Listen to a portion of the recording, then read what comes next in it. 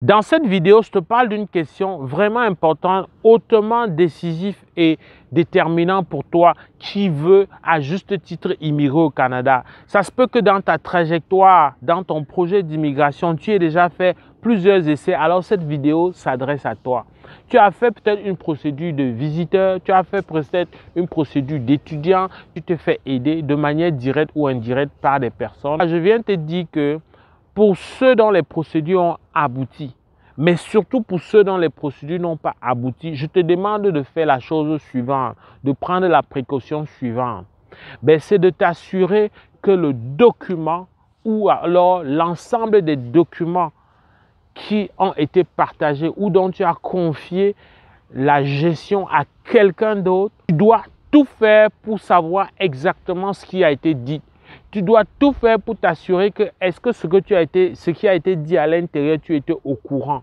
Parce que je le dis pour la énième fois, oui, il faut chercher à immigrer, mais il faut aller sur une base cohérente. Et idéalement, il faut dire des choses qui correspondent à la réalité. Celui qui t'aide, celui qui s'occupe de ta procédure, il doit absolument te faire part de tous les documents, ça te revient. Peu importe qui s'occupe, il doit te faire part de toutes les informations partagées avec le gouvernement du Québec ou d'une autre province. C'est hautement important pour toi de savoir tout ce qui a été dit, tout ce qui a été allégué te concernant. C'est d'autant important que mets-toi dans le cas de figure et tu vas comprendre pourquoi je m'adresse plus à ceux qui ont déjà connu au moins un refus. Mets-toi dans le cas de figure que tu as essayé quelque chose, ça n'a pas marché. Très souvent, de manière culturelle, on a tendance à trouver le messie, c'est-à-dire celui qui va te faire la procédure, ça va marcher d'un coup. C'est-à-dire comme si on est toujours dans ce schéma culturel où il existe des sauveurs, il existe des grands magiciens, des hommes à tout faire, des hommes à changer vraiment l'idée de l'agent des visas, à détourner son esprit pour qu'il donne. Maintenant qu'on est dans ce schéma-là, ce que je te demande, ce n'est pas d'enlever ce schéma culturel-là, cette pesanteur culturelle. Moi, je n'ai pas cette prétention. Par contre, ce que tu peux faire et qui me semble raisonnable, c'est de t'assurer donc que toute cette information est à ta portée.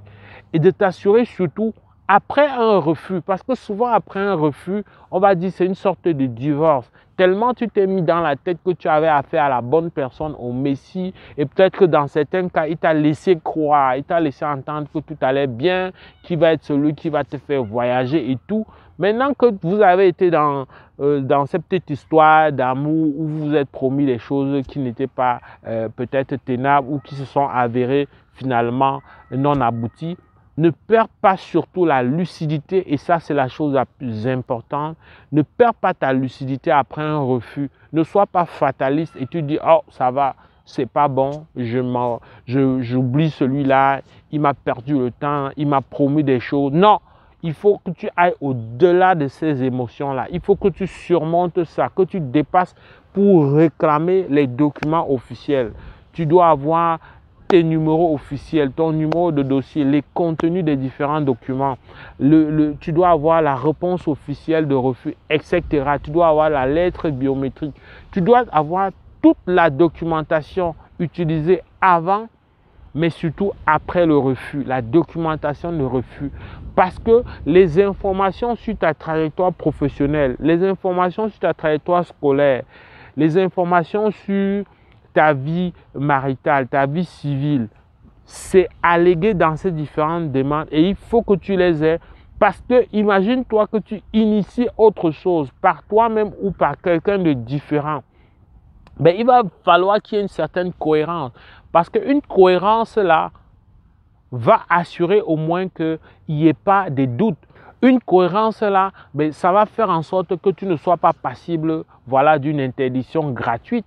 Donc, ça va faire en sorte de t'assurer qu'est-ce qui avait été allégué. En tout cas, comme tu sais que ça a été allégué, de dire, d'être capable de rester en cohérence avec tout ça dans la suite. Parce que s'il y a un décalage, s'il y a des informations vraiment, on va dire, importantes, des informations qui ont un impact significatif dans la prise de décision, si ces informations-là sont erronées, ou alors contradictoire, ça s'avère vraiment différent avec une procédure ultérieure, là tu es en train de condamner, de t'empêcher de sceller ton sort, voilà, et de te mettre vraiment hors de toute procédure minimalement jusqu'à 5 ans.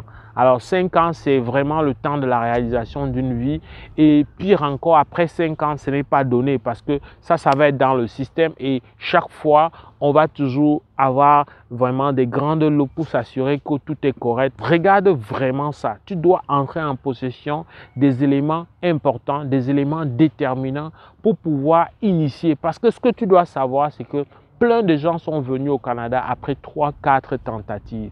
Tu sais, si tu fais plusieurs tentatives, tu reprends les mêmes méthodes, c'est normal que ça donne le même résultat. Ce ne sera pas parce que tu as fait beaucoup de procédures que tu as un sort, non, que tu as été maudit, non, il ne s'agit pas de ça. Il s'agit de vraiment comment ça s'est passé. Si tu prends les mêmes choses et tu recommences, tu ne peux pas espérer avoir des résultats différents. Donc, on peut avoir essayé plusieurs procédures, mais ça n'enlève en rien tes chances d'immigrer. Il faut juste se poser les bonnes questions et se dire qu'est-ce qu'il y a lieu de faire.